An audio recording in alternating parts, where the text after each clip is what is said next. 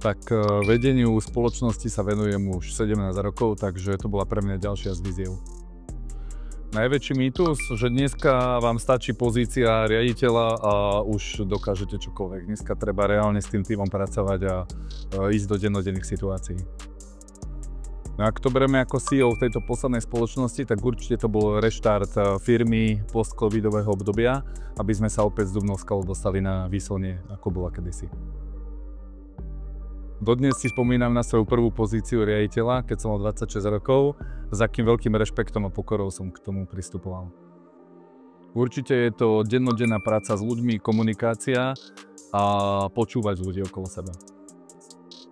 No za tie roky, ktoré riadím spoločnosti, som sa naučil a stále na tom pracujem, takže to nie je ešte finálna verzia, skôr počúvať ako rozprávať. Ešte stále som niekde na polceste, takže tak.